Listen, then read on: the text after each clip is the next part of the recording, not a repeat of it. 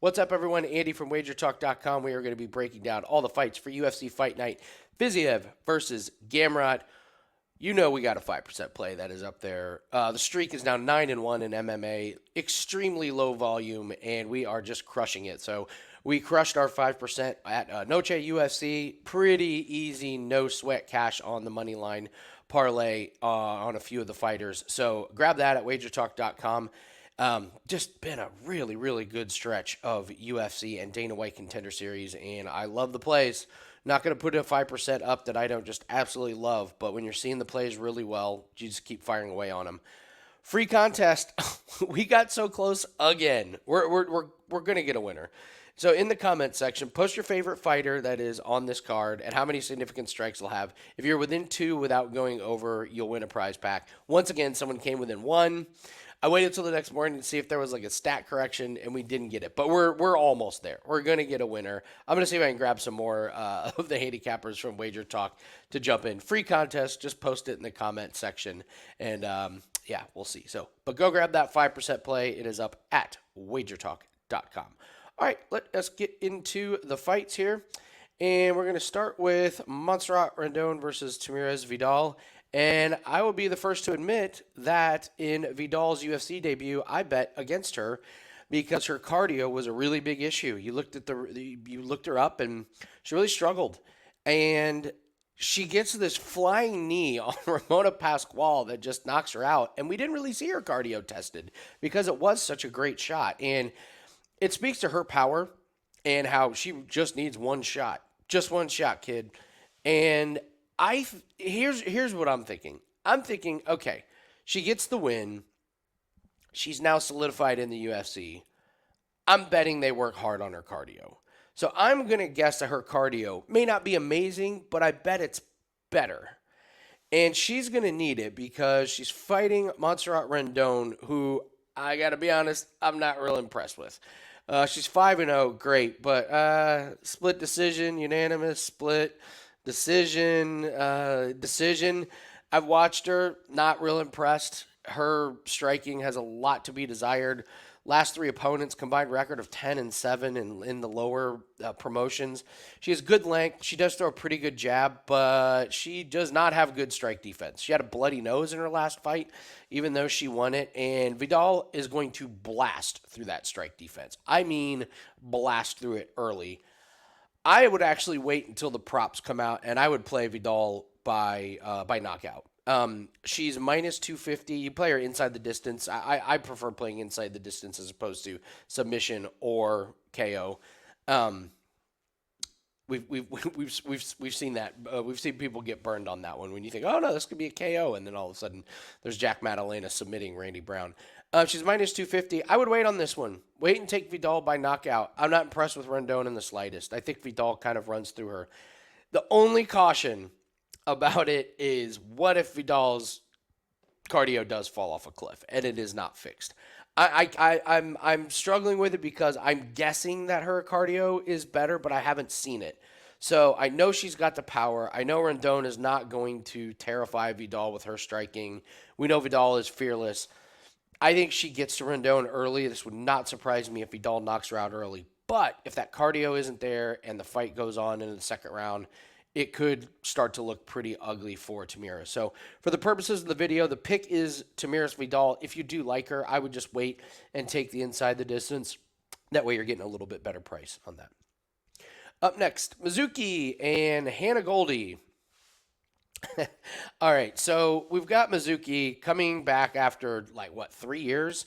She had a torn ACL, and kind of crazy, her last fight was against Amanda Lemos, who's been busy since then. So it was a decision loss, and yeah, it's almost 3 years exactly. So she's active, good cardio, not a ton of power, but she can get the job done. She beat Yanan Wu, and she did beat Vivian Pereira.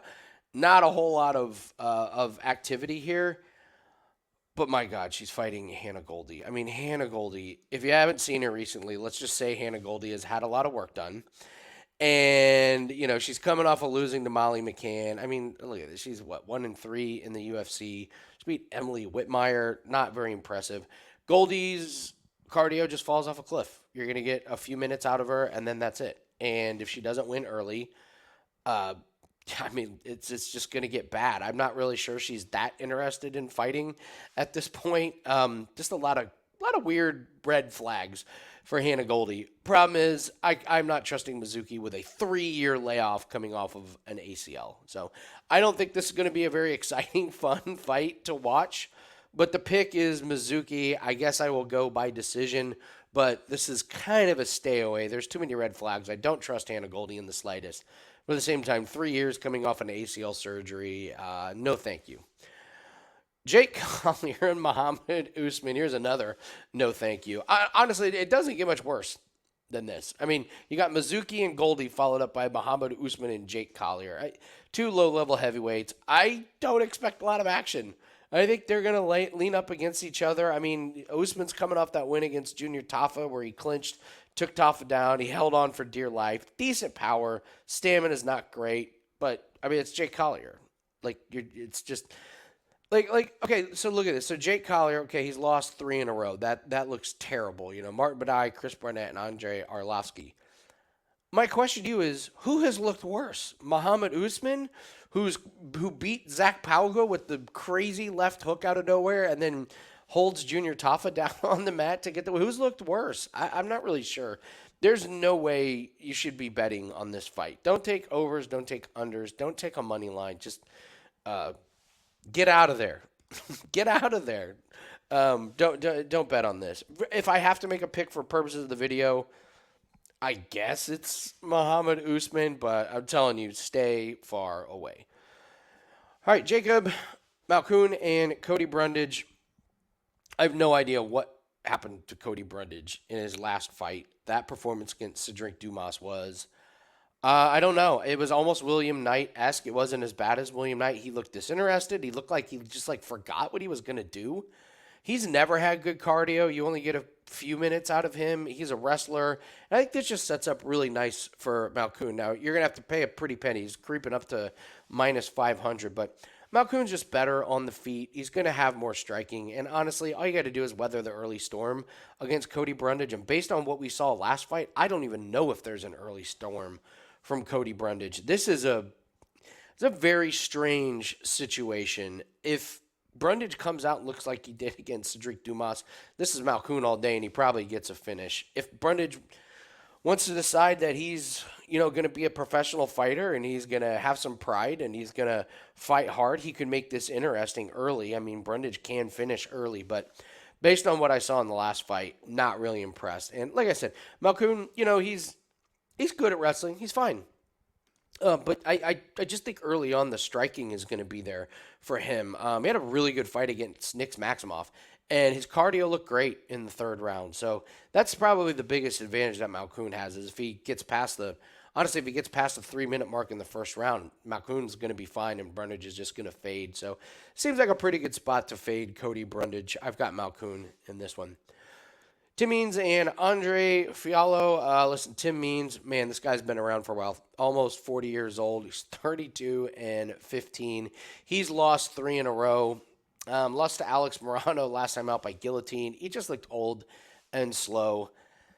I don't know if the R word is going to be brought up for Tim Means. It's certainly possible, but then you look across the way, and here's a guy that's lost 3 in a row, all by finish.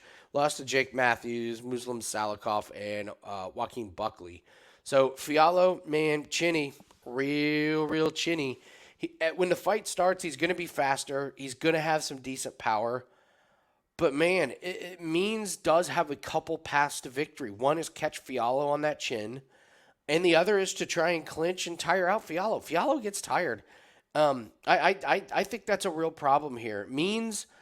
he's not fast anymore. His technical skills are just kind of slowly dwindling.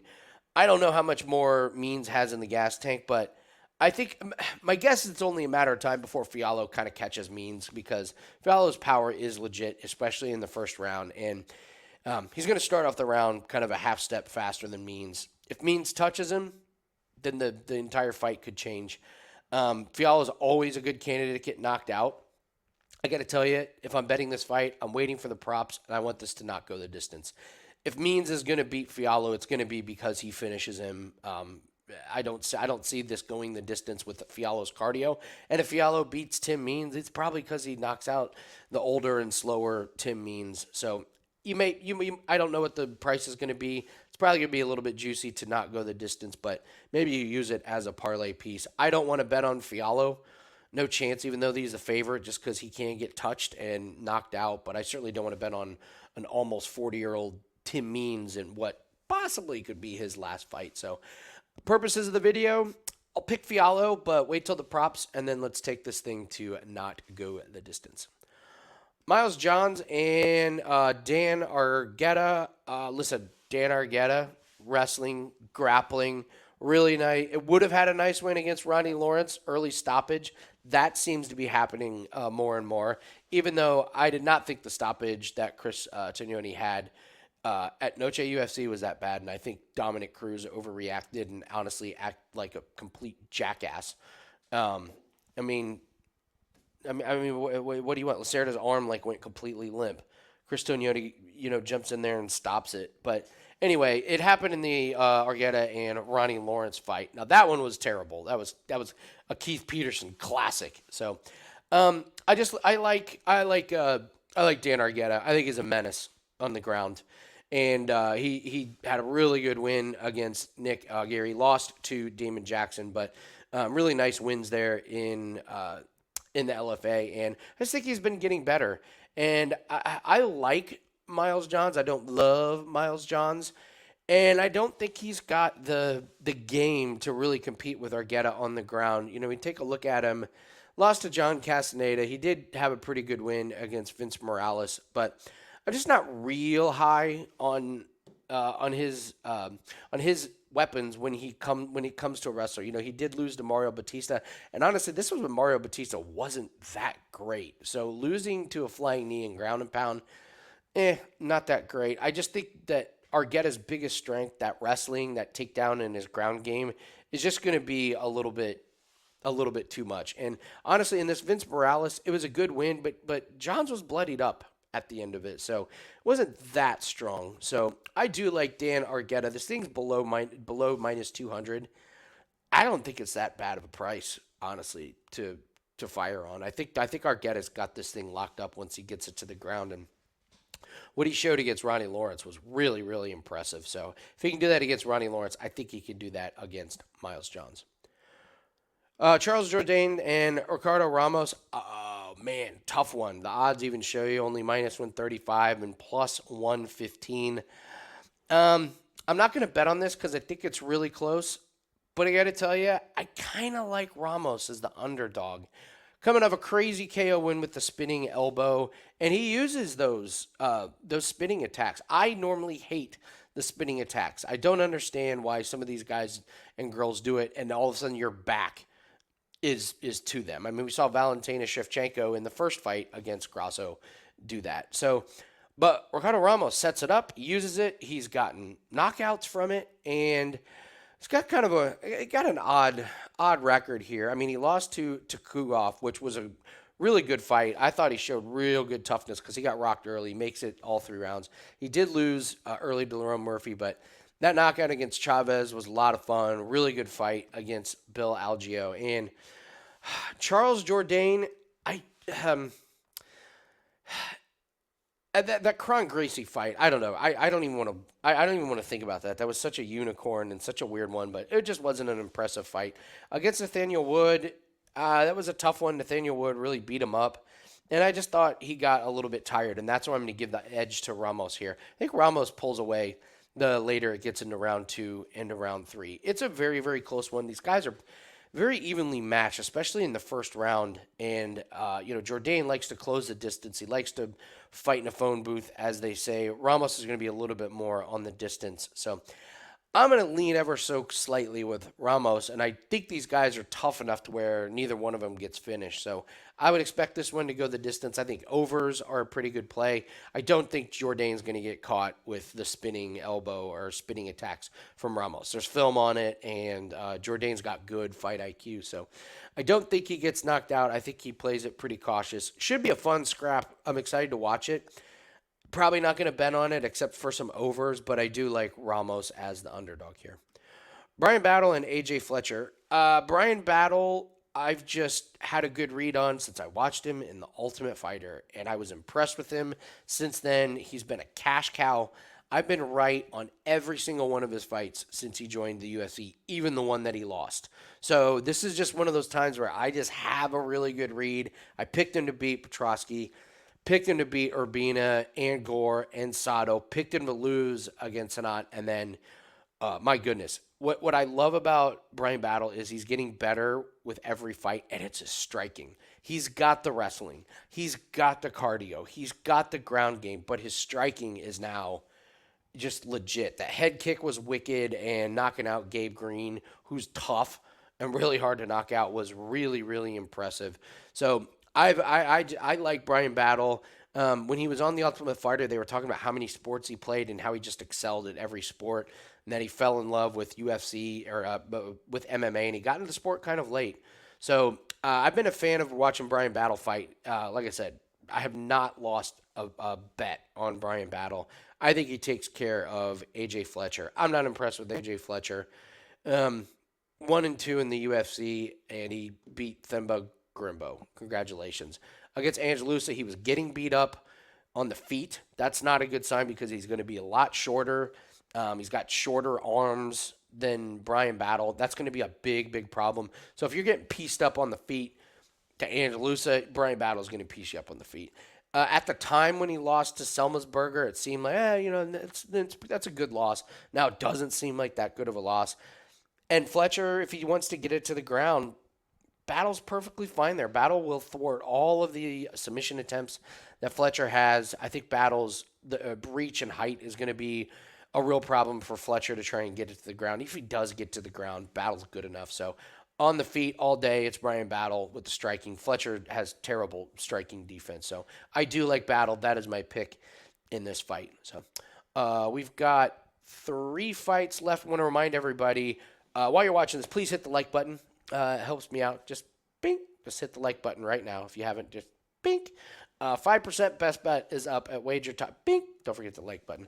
Grab the 5% play. We're on a sick 9-1 run in UFC. We are seeing UFC really well. We are seeing NFL really well. So a lot of good deals over at WagerTalk.com for our plays. But yeah, you want to get on board this MMA streak. We're seeing it really, really well. So. All right, let us finish off the last 3 fights. Marina Rodriguez is a big favorite against Michelle Waterson, and I get it. Marina Rodriguez is coming off of 2 losses. Lemos, tough loss there. I thought it was an early stoppage. And then the Jandiroba I predicted, actually, believe it or not. It just something smelled about that fight, and she just didn't look dialed in. But she also beat the Karate Hottie. And I am just really, really low on Michelle Waterson-Gomez. This is an OnlyFans theory. She seems way more interested in social media and OnlyFans than she does in fighting. She's just gotten smoked. I mean, look at that. She's lost 3 in a row. She's 1-5. And her win was a split decision against the split decision queen, Angela Hill. She just does it. Rodriguez is better everywhere. She's got more power. She's got more technique. She's got better footwork. She's just not as sloppy. And I just everywhere this fight could take place, it's Rodriguez all day. I think this is probably the 4th loss in a row and a bye-bye to Michelle Waterson. So it's not a good spot. And I don't know why we needed this rematch. What a weird fight to do a rematch. Hey, you want to do a rematch? Yeah, who are we doing? Oh, Michelle Waterson-Gomez and Marina Rodriguez. Okay. It's not the fight we wanted. It's the fight we needed. So Rodriguez should roll. That's a great parlay piece, in my opinion. Co-main event, Bryce Mitchell, Dan Ige. Either I am on an island or the books have this wrong. For the life of me, I cannot figure out why Dan Ige is the underdog against Bryce Mitchell. I don't get it. Bryce Mitchell is a one-dimensional fighter. He can do one thing, and that is get it on the ground. On the feet, he's done. And he was doing fine against guys like Edson Barbosa and Andre Fili and Charles Rosa.